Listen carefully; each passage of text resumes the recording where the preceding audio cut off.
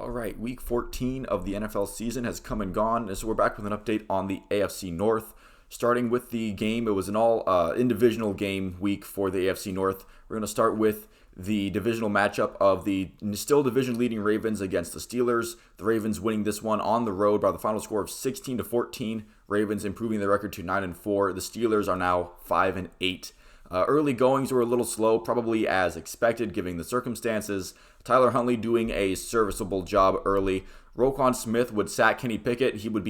Pickett would be checked for a concussion after this play and is initially ruled okay to play. The next drive, the Ravens would get a field goal to go up 3-0. A risky fourth down conversion on that drive they go for on a 4th and inches, I believe at their own 35. They do get that on a quarterback sneak.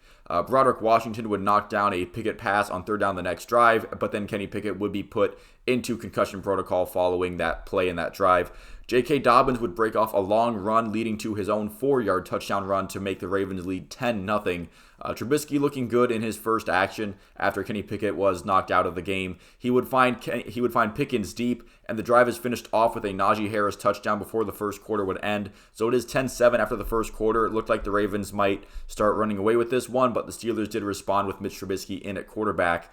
The Ravens would go for it on a 4th and 1 in Justin Tucker field goal range, but the jet sweep handoff didn't work out. It was dropped, and that ended that drive. Ravens could have gotten some points there. Trubisky then throwing an interception to Roquan Smith, which killed a promising drive for Pittsburgh. That would become a theme as this game continued to go along. And the following Baltimore drive would end in a field goal late in the half, 13-7. So the Ravens do take advantage of that turnover. The Steelers looking like they're going to put points up before the end of the half, but Trubisky throwing another interception, this time to Patrick Queen. So on back-to-back drives, the Steelers are driving pretty deep into Ravens territory, but an interception by the Ravens seemingly putting an end to that. And the Ravens defense forcing turnovers in some key moments before the half ends. And that's how the Ravens maintain a 13-7 lead going into the third quarter. The Steelers did get the ball first in the third quarter, but they didn't do anything on it. So the Steelers getting nothing on that potential opportunity to double dip before the end of the half and coming out into the second half.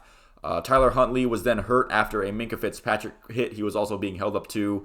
Nothing. I don't think there's anything particularly dirty on that play. Just kind of that's just kind of a stuff happens play in football where you have two people trying to tackle a running quarterback at the same time, and it just so happens that the hits weren't all that very friendly to Huntley's body. Not the best result on a play, but again, I don't think there was anything dirty or malicious involved in this play. Trubisky then on the next drive for the Steelers throwing an arm punt interception on 1st down for no real reason, and they were in Ravens territory. Again, they were on the Ravens 45, I believe. Deontay Johnson was double covered, so it's not like he saw something that was there and just decided to take a chance, and it turned out there wasn't. It was really just an awful throw by Mitch Trubisky. No reason for it. It was 1st and 10. You still had plenty of time to work with something. It wasn't like you had to convert like a 3rd long or anything. That's just a play where you'd hope he would, maybe look at somewhere else or just roll out and throw it away, live to play another down or something like that. Marcus Williams was the recipient of that throw. I mean, I can credit the Ravens defense for being there and covering Deontay Johnson so well, but really that was just a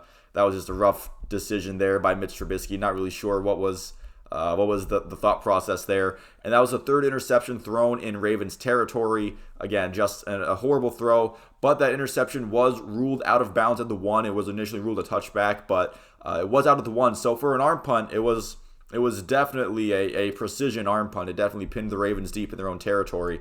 And with Huntley hurt, it is now Anthony Brown who is at quarterback for Baltimore. He's an undrafted free agent rookie out of Oregon. I mean, his first drive stalls pretty early. J.K. Dobbins with a nice run to get him a 1st down, but Anthony Brown ended up being sacked by T.J. Watt on that drive. And the third quarter would end 13-7.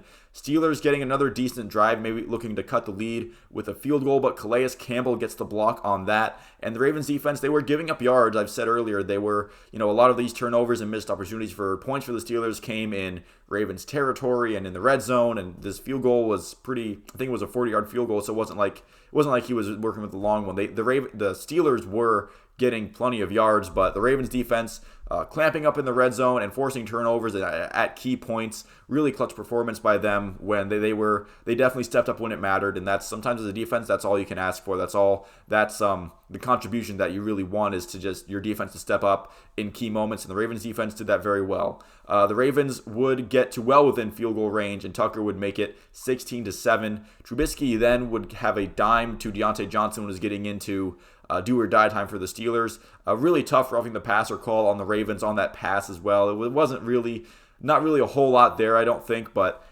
whatever. I guess the refs were just kind of. I guess the refs saw something else that I didn't. The Steelers do get to goal situation, and Trubisky would find Pat Freiermuth for the touchdown, 16-14 with about 2:30 left to go. However, Gus Edwards would run for a first down into the 2-minute warning. The Steelers all out of their timeouts, and the game ends there. The Ravens' next game is on the road against the Browns, and the Steelers' next game is on the road against the Panthers. So for the Ravens, they got the win using their backup quarterbacks, which is all that matters, especially when you're playing your backup quarterback and then you have to end up playing your third-string quarterback for a good chunk of the second half. Usually I'm just like, well, usually you can't win like that, and it's not sustainable. But honestly, if you're playing those quarterbacks in this late in the season trying to maintain a division lead, just get a W any way you can, and the Ravens managed to do that. So I say mission accomplished for the Baltimore Ravens. And now both Lamar Jackson's and Tyler Huntley's statuses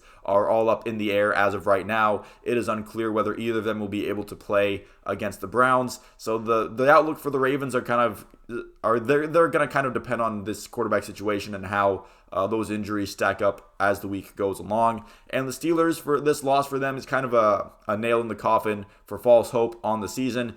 Even if they win out and go 9-8, that probably doesn't make the playoffs. And again, that does rely on the Pittsburgh Steelers winning out, which, I don't blame anyone who doesn't think that the Steelers would win out this season based on what they've seen. So moving on to the Bengals and Browns game. I did cover this one already on my channel.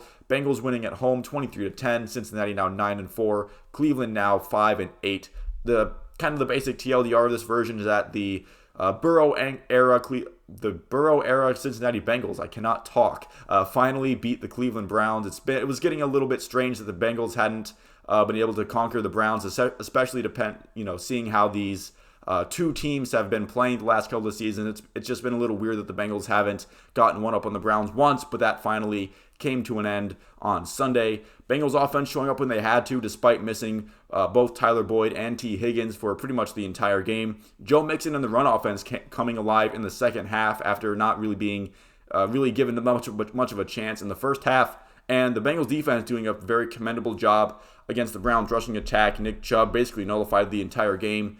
Browns passing game didn't do too much to make up for it. Deshaun Watson did look better than what he did against the Texans, but that's not necessarily a very high bar to clear. He was still pretty prone to some mistakes and some bad throws. That pick to Jesse Bates wasn't as, not very encouraging, but Deshaun Watson's scrambling ability is apparent. He still has decent speed that got the Browns some first downs, but overall, nothing about this game from Deshaun Watson really screamed franchise quarterback, but I guess we're still, thinking that maybe he's still getting insinuated into the offense and all that, but it doesn't look like this year is going to be the year for anything ridiculous from Watson, at least from what I've seen so far. The Bengals after this game seem like a clear lock for at least a wild card spot, and with the momentum they have, it just seems like they need the Ravens to slip up once, and then once they take the division lead, if they do end up taking the division lead, they'll just run with it.